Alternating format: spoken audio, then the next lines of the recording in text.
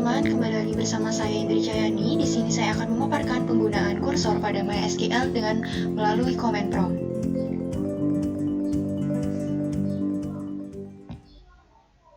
Oke, langsung saja ke pengertiannya. Apa itu kursor? Kursor merupakan salah satu fitur dari store prosedur pada MySQL yang digunakan untuk mengambil data dari suatu tabel secara terstruktur dan memprosesnya secara berulang atau satu persatu. Store prosedur sendiri adalah blok kode yang disimpan di dalam database yang dapat digunakan untuk melakukan operasi tertentu secara berulang-ulang. Dalam penggunaannya, kursor dapat digunakan untuk melakukan iterasi sepanjang row data dari suatu tabel. Nah, penggunaan kursor ini memungkinkan pengguna untuk mengambil satu baris data pada suatu waktu dan memprosesnya sesuai dengan kebutuhan. Penggunaan kursor sangat berguna dalam kasus-kasus di mana pengguna perlu melakukan operasi pada setiap baris data secara terpisah. Namun, penggunaan kursor ini tidak disarankan selama masih ada cara lain untuk melakukan operasi yang sama. Hal ini dikarenakan kursor dapat relatif lambat, terutama pada tabel dengan jumlah data yang besar. Selain itu, penggunaan kursor juga dapat meningkatkan penggunaan sumber daya seperti memori pada komputer kita. Oke, selanjutnya. Jadi di sini saya akan menjelaskan sedikit mengenai penggunaan kursor. Kursor sendiri itu ada yang berupa kursor eksplisit dan juga kursor implisit. Nah, di sini saya akan memaparkan penggunaan kursor secara eksplisit. Yang pertama, tahap pertamanya yakni mendeklarasikan kursor itu sendiri. Mendeklarasikan kursor ini kita lakukan dengan menentukan nama kursornya, lalu query yang akan dieksekusi, dan opsi lain seperti mode scroll, sensitivity, dan concurrency. Contoh deklarasi kursornya yakni terdapat declare, lalu cursor name atau nama kursor yang akan kita gunakan, lalu selanjutnya cursor for select. Jadi kursor ini akan menselect nama kolom yang kita deklarasikan yang sesuai yang ada dalam nama kursor yang telah kita buat.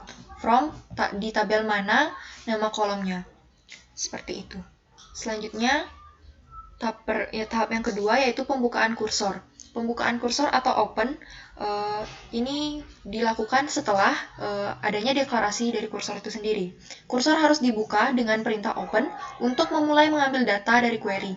Contoh penggunaan open kursor adalah seperti ini dengan mengetikkan perintah open lalu nama kursornya.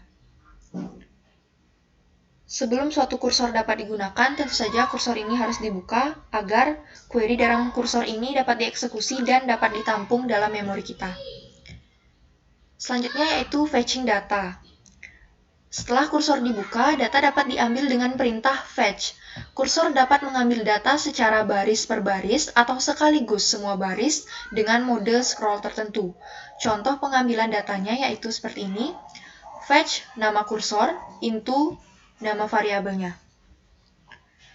Fetch ini merupakan perintah untuk mengambil data dari kursor, lalu ditransfer ke dalam variabel penampung, seperti yang sudah saya contohkan ini, into variable name ke variabel penampungnya. Nah, dengan klausa into, seperti itu. Dan fetch ini diletakkan dalam looping yang akan berhenti begitu semua baris data dalam kursor selesai di-fetch ke variabel penampung. Oke, setelah adanya fetch data, kita akan memproses data ini. Setelah data diambil, pengguna dapat melakukan operasi pada setiap baris data secara terpisah. Contoh operasi yang dapat digunakan yaitu penggunaan kondisi if seperti itu dan juga perulangan while.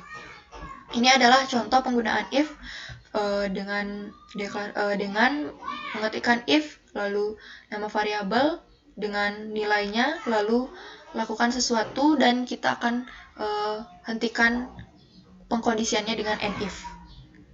Oke, selanjutnya ada closing kursor. Tentunya setelah kita membuka kursor dengan open tadi, kita perlu menutup kursor ini dengan statement close. Setelah selesai mengambil dan memproses data, kursor harus ditutup dengan perintah close untuk membebaskan memori atau sumber daya yang digunakan. Contoh penutupan kursor itu sederhana saja seperti open tadi, yakni dengan mengetikkan close dan juga kursor name-nya. Oke, Seperti itu penggunaan kursor secara umum, tahap-tahapnya. Kursor ini tentunya berada dalam store prosedur. Jadi sebelum mendeklarasikan kursor ini, kita perlu membuat store prosedurnya terlebih dahulu. Nah, untuk lebih lanjutnya, kita akan mencobanya pada command prompt. Sudah terlihat command prompt-nya, jadi kita masuk dulu ke direktori sampipinya. Sebelum itu kita perlu mengaktifkan MySQL di dalam sampipinya. Oke, kita masuk ke direktori cd. Oke, sudah seperti itu. Kita lanjut dengan sampipi, lalu MySQL, dan juga bin. Oke, sudah. Selanjutnya kita ketikkan MySQL dan urut agar kita bisa mengatur dari MySQL itu sendiri. Oke, sudah masuk ke MariaDB-nya.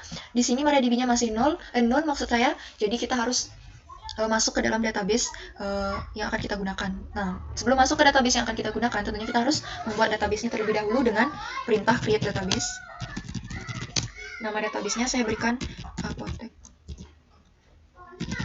Jadi di sini saya akan menggunakan studi kasus penjualan obat dalam database Apotek. Jadi dalam transaksinya itu kita akan menghitung berapa kali transaksi sih si customer ini melakukan transaksi di database Apotek ini. Oke. Nah, sudah berhasil. Jadi kita sudah berhasil membuat database Apotek Pharma dan kita akan masuk ke dalam database tersebut dengan mengetikkan use Apotek. Oke, database sudah terganti dan kita sudah masuk ke dalam Apotek Pharma ini. Nah, dalam database ini tentunya kita harus memiliki tabel-tabel. Karena kita belum memiliki sama sekali tabelnya, saya akan meng-create dulu tabel-tabelnya. Yang pertama, saya akan meng-create kategori obat.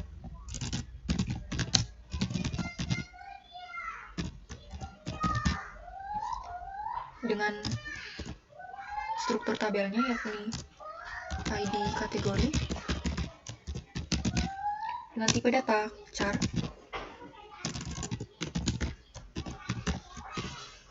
Oke, setelah itu ada nama kategori obatnya.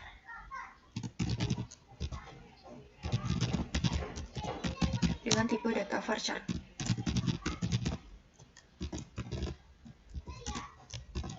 Oke, setelah itu kita tentukan primary key-nya. Primary key-nya yakni dari field ID kategori obat. Oke, sudah. Kita tutup dengan titik koma, lalu kita jalankan.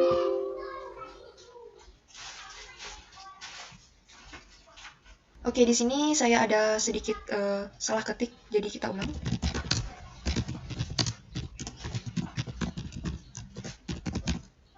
Lalu isinya ID kategori dengan tipe data karakter, lalu ada nama kategori dengan tipe data varchar, lalu kita tentukan primary key-nya yakni pada field ID kategori.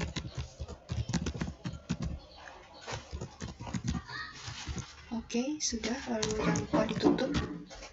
Oke, query sudah oke, dan kita bisa deskripsi dulu tabelnya. Des tabel kategori obat. Oke, ini sudah terlihat struktur tabelnya. Lalu kita akan menginsert atau menambahkan data-data ke dalam tabel ini. Insert into kategori obat. Mana values-nya, yakni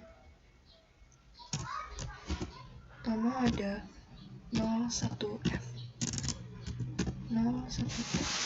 01F ini merupakan jenis atau kategori obat fitofarmaka. Lalu setelah itu kita akan berikan kategori obat 02S, yakni obat herbal terstandar.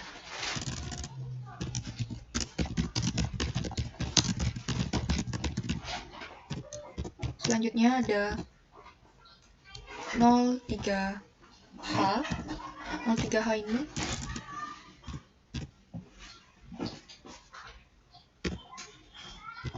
merupakan obat herbal. Oke, selanjutnya ada 04B, yakni obat bebas.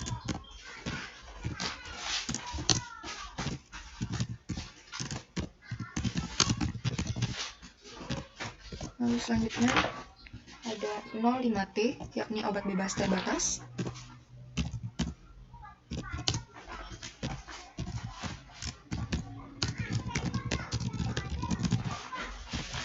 Lalu selanjutnya ada 06K, obat keras.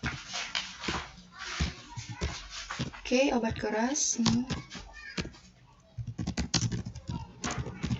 Lalu selanjutnya ada 07N, yakni obat golongan narkotika.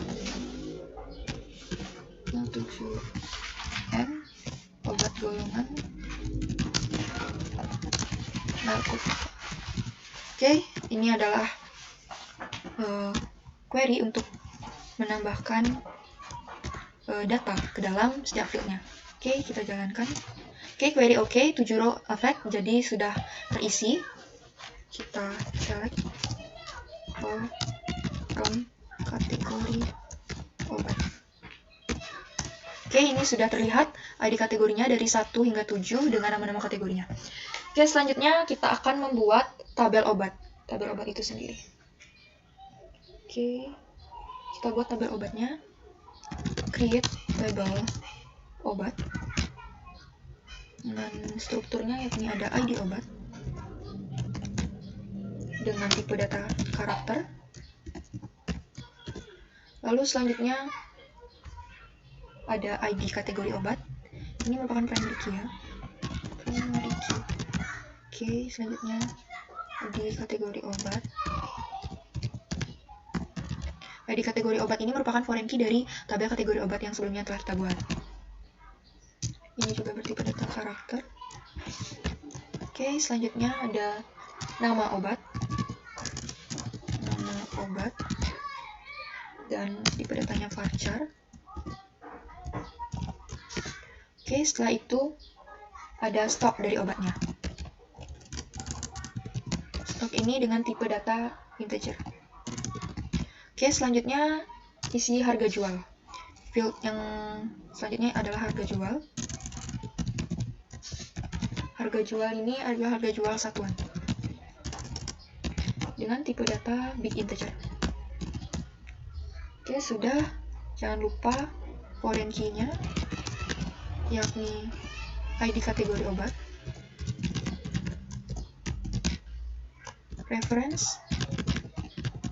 Reference-nya yakni dari tabel kategori obat. Setelah itu dari field ID kategori obat. Oke, sudah. Jangan lupa kita tutup.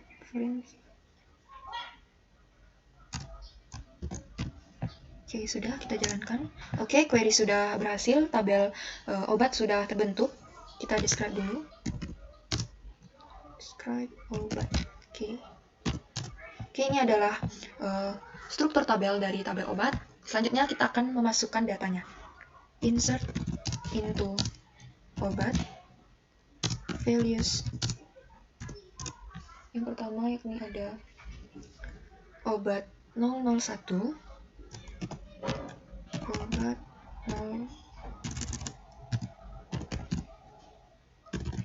001 yakni ID obatnya, lalu ada ID kategori obatnya. Jadi saya di sini akan memasukkan obat nodiar, di mana obat nodiar merupakan jenis obat atau kategori obat fitofarmaka. Jadi kita berikan 01F. Oke, sudah, kita berikan namanya nodiar. Nama obatnya nodiar dengan stoknya yakni stoknya 15 dan harga satuannya adalah harga satuannya yakni 25.000. Oke, setelah itu kita tambahkan lagi.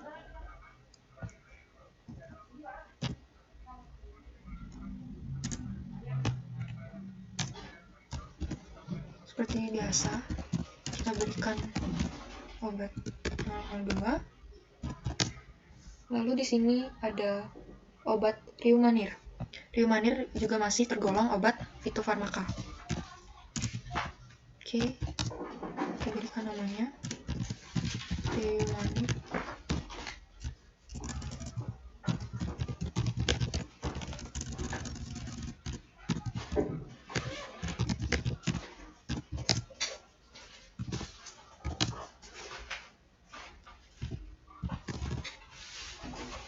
Oke, setelah itu kita berikan obat Paramex.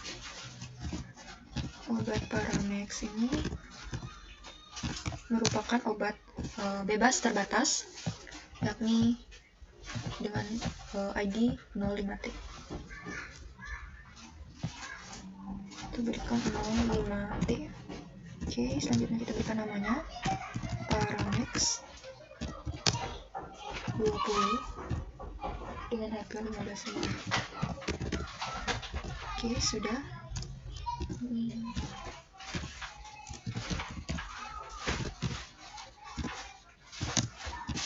Lalu obat yang selanjutnya akan saya masukkan yakni obat Proma, di mana obat Proma merupakan jenis obat bebas 04B.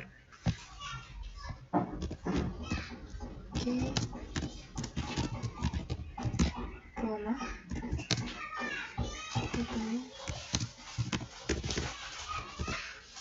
Oke, selanjutnya ada obat Kurkuma Plus. Obat 005. Obat Kurkuma Plus ini termasuk ke obat herbal terstandar 02S. Oke, kita beri namanya Kurkuma Plus. Stoknya ada 8 dengan harga 30.000. Oke, sudah. Oke, sudah mengisi datanya, kita tutup dan kita enter. Oke, query oke, 5 row sudah masuk. Kita select all from obat. Oke, ini adalah isiannya dengan ID obat dari OBT 001 sampai 005 dengan ID kategori obatnya, nama obat, stok, dan juga harga jual satuan. Setelah nama obatnya, kita perlu untuk membuat tabel customer-nya. Oke, kita create tabel customer dengan struktur tabelnya yakni ID customer dengan tipe data karakter dengan panjang 15. Setelah itu kita berikan primary key, lalu ada nama customer dengan tipe data varchar status oke. Lalu ada jenis kelamin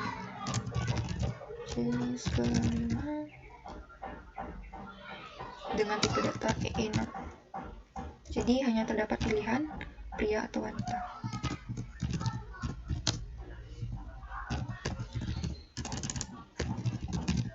Oke, sudah. Selanjutnya kita akan jalankan query-nya. Jangan lupa ditutup. Ketik koma, kita enter. Oke, query-nya sudah oke. Kita describe lebih dahulu. Customer. Ini merupakan struktur tabel dari tabel customer. Selanjutnya kita akan berikan isian data. Insert into customer value pertama ID customer-nya. Kita berikan C001, lalu nama customer-nya ada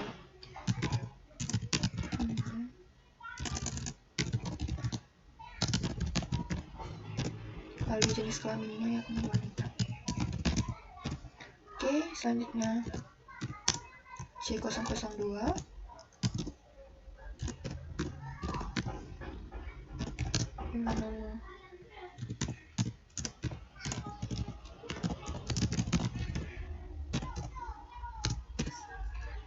lalu dengan jenis kelamin wanita.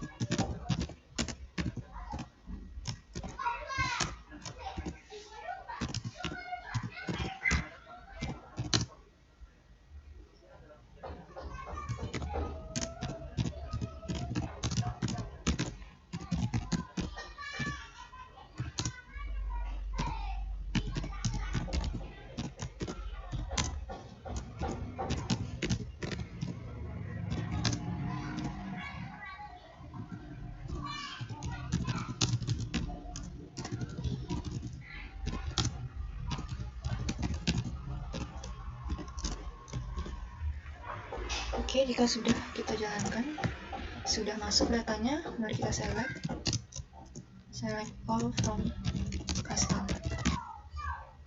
Oke, ini adalah isiannya. Ada 6 customer yang terdata. Selanjutnya, setelah ada obat, lalu ada customer, tentunya kita akan membuat tabel pembelian, atau saya namakan tabel transaksi.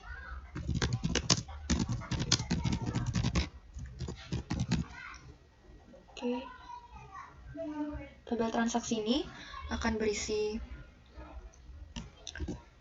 ID transaksi dengan tipe data integer dan juga auto increment.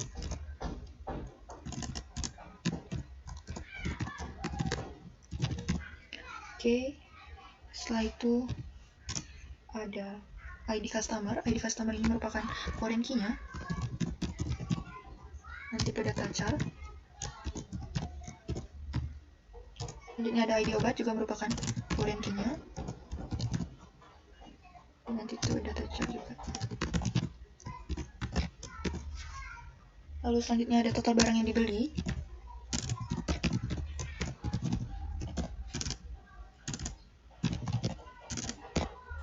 Dengan tipe data integer. Dan yang terakhir ada total harga dari pembeliannya yang bertipe data big integer. Oke. Setelah itu jangan lupa foreign key-nya. Tadi ada ID customer yang merupakan referensi dari tabel customer dengan nama field yang sama, yakni ID customer.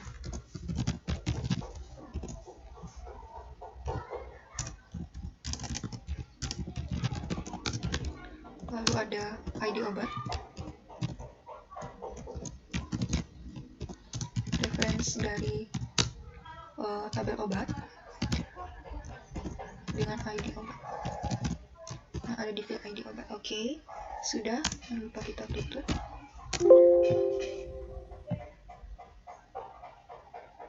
Oh, baik. Jadi ID transaksinya belum saya jadikan primary key, jadi harus saya jadikan primary key karena saya menggunakan auto increment.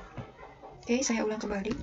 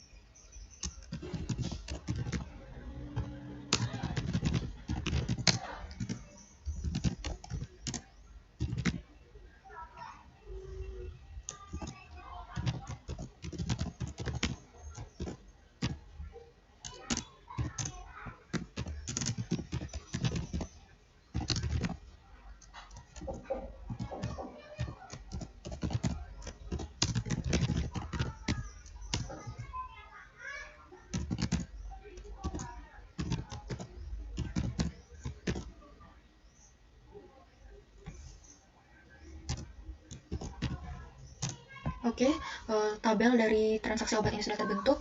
Kita describe.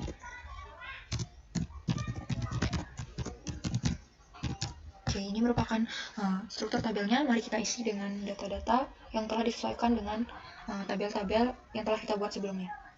Dari data tabel obat, di sini kita describe dulu tabel obatnya. Oke, ini merupakan struktur dari tabel obat, di mana kita mulai mengisi dengan insert into obat, dengan value,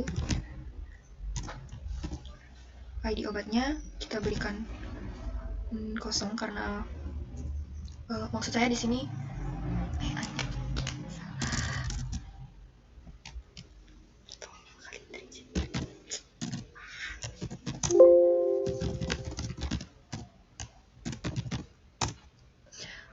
Baik, di sini saya akan mengisi data dari tabel transaksi obat. Jadi kita describe dulu tabel transaksi obatnya. Oke, ini merupakan field-field yang ada dalam tabel transaksi obat. Oke, jadi kita akan memasukkan datanya dengan insert into transaksi obat, value. Oke, value-nya ada, kita kosongkan ID transaksi obatnya karena sudah auto increment. Lalu kita berikan ada C00. Aduh, salah kan? Sistem CLS. Oke, di sini saya akan mengisi dari tabel obatnya. Maksud saya tabel transaksi obat. Kita describe terlebih dahulu tabel transaksi obatnya. Oke, ini merupakan kerangka dari tabel transaksi obat dengan field-fieldnya ada ID transaksi obat, ID customer, ID obat, total barang, dan total harga. Lalu kita juga akan melihat isi dari tabel obatnya untuk menyesuaikan nanti. Oke, ini merupakan isi dari tabel obatnya. Selanjutnya kita akan mengisi tabel transaksi obat dengan insert into. Oke, value. Kita isi kosong karena sudah auto increment. Lalu ada C001, customer 001. Ini membeli obat 001. Oke. Ini membeli obat 001 dengan jumlah sebanyak 1. Lalu dengan total harga. Jadi Nodial itu harganya 25.000. Oke, selanjutnya ada C001 obat 001 membeli obatnya sebanyak 50.000. Oke, di sini saya percepat saja pengisian datanya.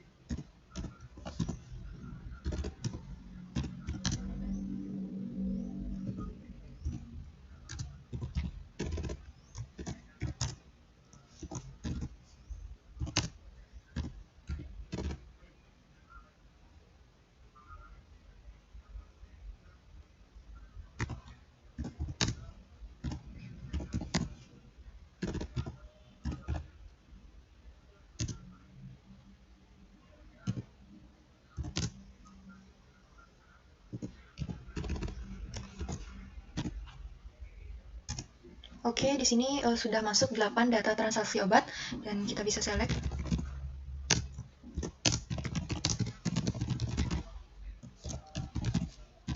Oke, ini sudah tampak ID-nya karena tadi ada kesalahan saat saya membuat, jadi ID transaksinya dimulai dari 9. Oke, lalu ada ID customer, ID obat, total barang yang dibeli, dan total harga.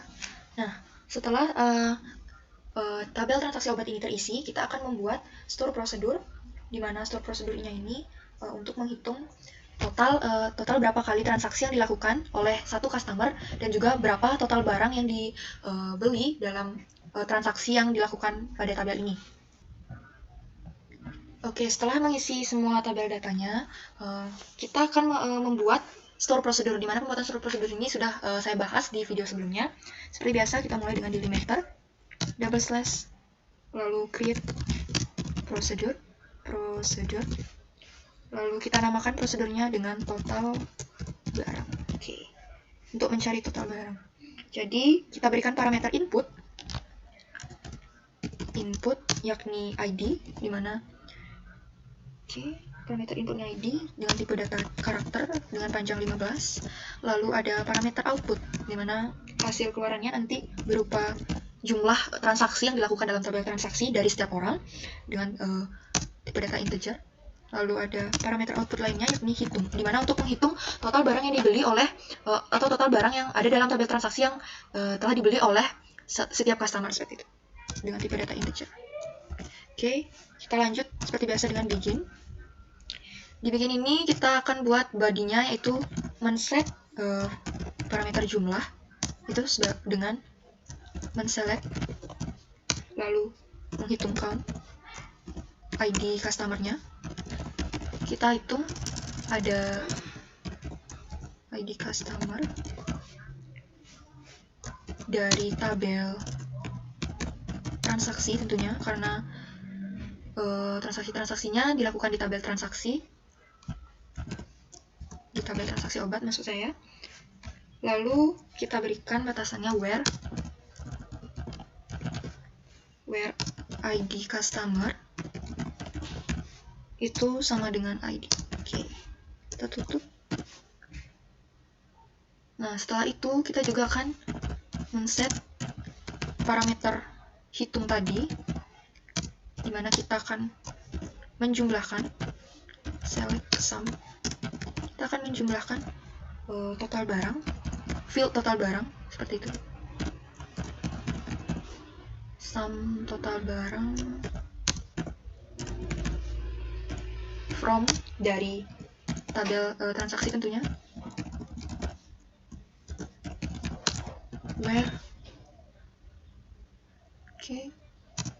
Where ID customer-nya sama dengan ID. Oke, kita tutup. Oke, selanjutnya kita akan end store prosedur ini dengan double slash. Oke, akan kita jalankan dan query berhasil. Store prosedur dari total barang ini sudah terbentuk. Selanjutnya, kita jangan lupa untuk membuat tabel, di mana nanti tabel ini akan menampung data-data atau data jumlah transaksi yang kita akan buat dengan, kita akan cari jumlahnya dengan kursor tentunya kita akan cari dengan kursor. Oke, kita create tabel terlebih dahulu. Kita berikan nama tabelnya yakni data transaksi. Oke, dengan isiannya yakni field-fieldnya ada ID transaksi, ID total pembelian ya maksud saya, ID data transaksi, transaksi dengan tipe data integer, primary key, dan sekaligus auto increment. Oke. Lalu ada field nama customer, varchar 100. Oke. Lalu ada jumlah transaksi, di mana jumlah transaksi ini adalah berapa kali dari satu customer itu melakukan transaksi pembelian di dalam database Apote ini. Oke. Jadi ini tipe datanya integer. Lalu ada jumlah pembelian barang maksudnya ya. Jadi berapa barang yang dibeli dalam total transaksi yang dilakukan, seperti itu.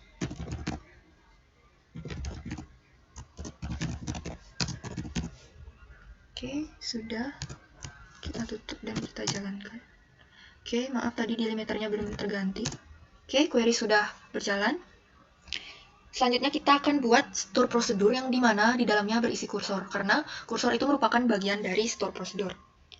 Nah, kita buat dulu, kita atur delimiter.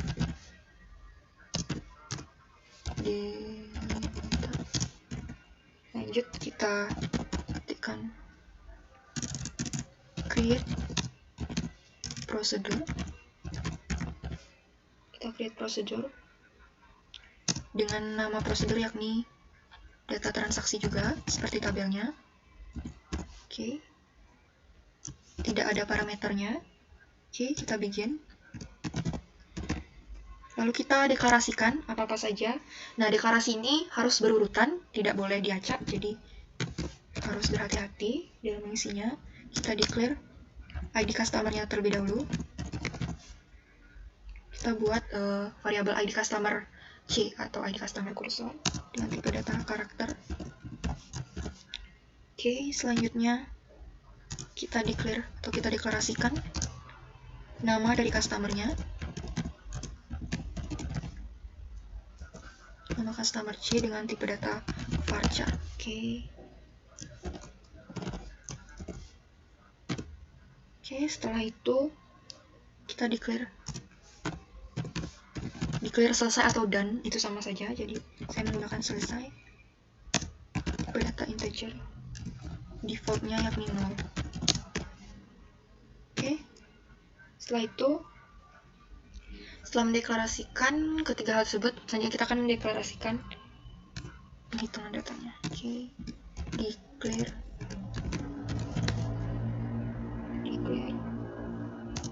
hitung data, di mana terdapat perintah kursor for select. Jadi, hitung data ini merupakan nama kursornya, seperti yang sudah saya jelaskan di awal. Untuk membuat kursor itu kita akan mendeklarasikan namanya dulu, terlebih dahulu, lalu diikuti dengan kursor.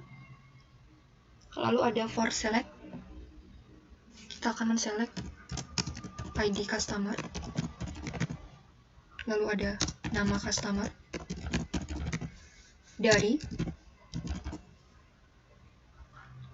tabel customer tentunya. Oke, dari tabel customer kita urutkan atau kita order by ID customer. Nanti pada tabel yang tadi kita buat, yaitu tabel data transaksi, akan ID customer dan nama customer ini akan diurutkan berdasarkan ID-nya.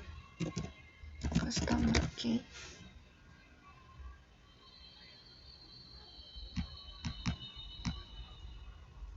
Setelah itu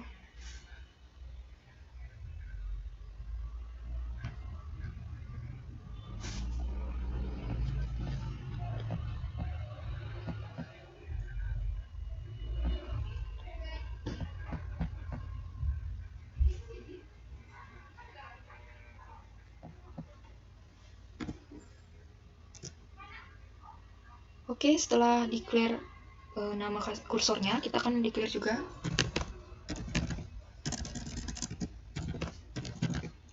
mendeclare continue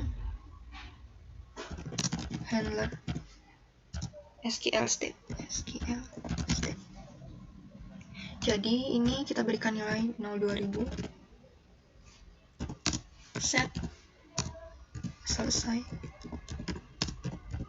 Oke, jadi di sini kita akan mendeklarasikan continue handler SQL state ini pada saat data sudah masuk sebanyak 2000, itu akan berhenti dan di set sebagai selesai, dan selesai ini akan di set sebagai 1, seperti itu. Oke, kita tutup. Nah, setelah itu kita akan truncate. Truncate ini akan membersihkan tumpukan-tumpukan data dari tabelnya nanti. Oke, Oke. Nah, seperti yang sudah saya jelaskan sebelumnya, setelah kita mendeklarasikan kursornya, kita akan membuka kursor ini untuk mengisikan apa-apa saja yang bisa dilakukan oleh kursor ini.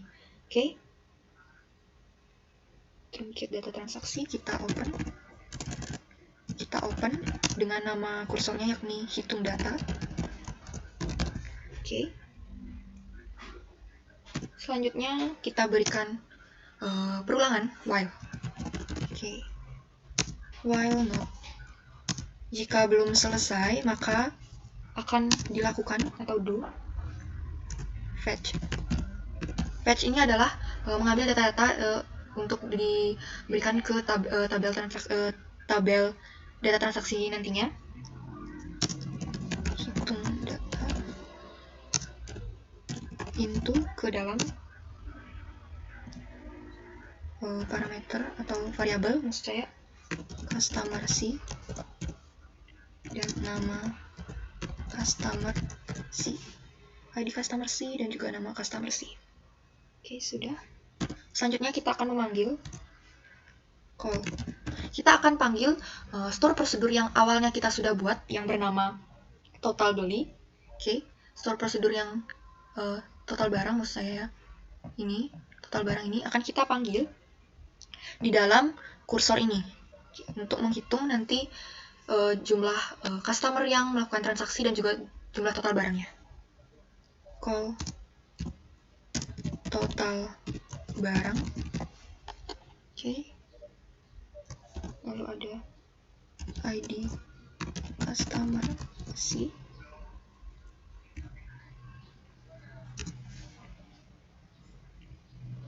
Add hasil jumlah.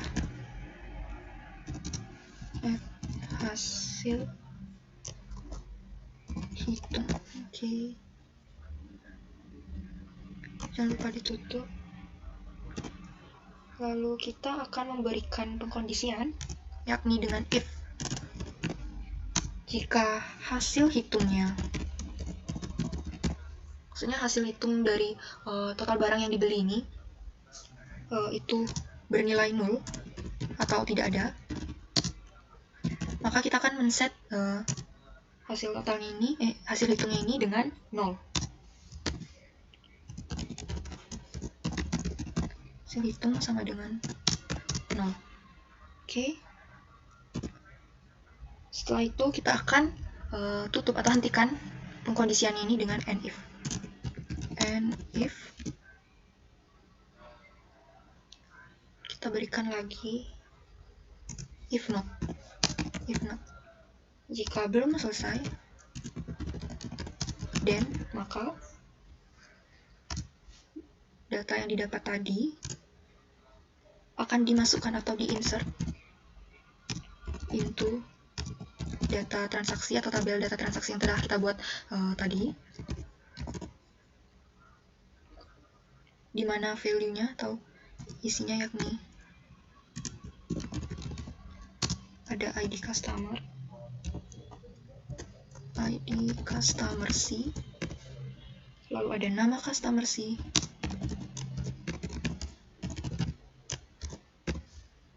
lalu ada hasil jumlah, dan juga ada hasil hitung barang.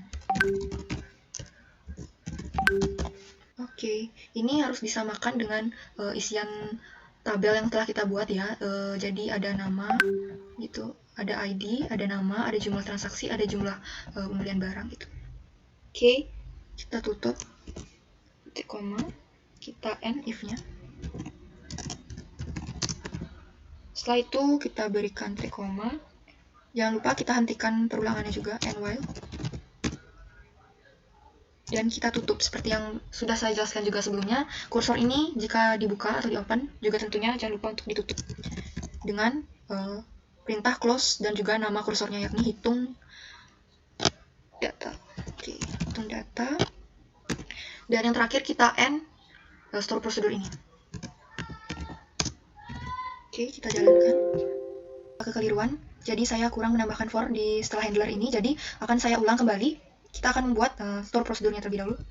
Delimiter double slash create procedure, data transaksi tanpa parameter. Kita bikin, kita declare.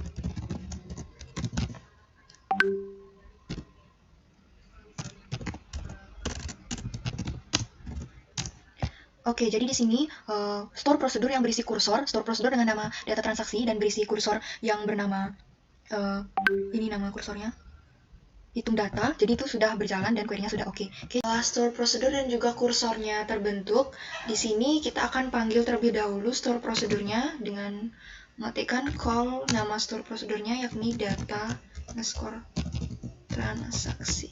Oke. Kita panggil, nah query sudah oke, number of tag.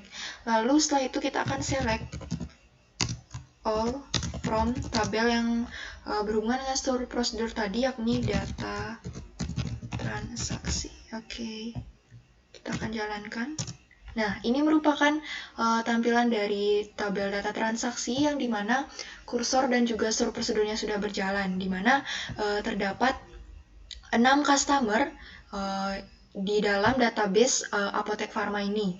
Nah, customer pertama ini melakukan sebanyak sekali transaksi dengan membeli dengan total barang atau obat yang dibeli yakni 2. Begitu pula seterusnya ke bawah, dan yang terakhir ini ada atas nama Citra ini tidak melakukan transaksi atau belum melakukan transaksi sama sekali, dan tentunya belum ada pembelian barang yang dilakukan.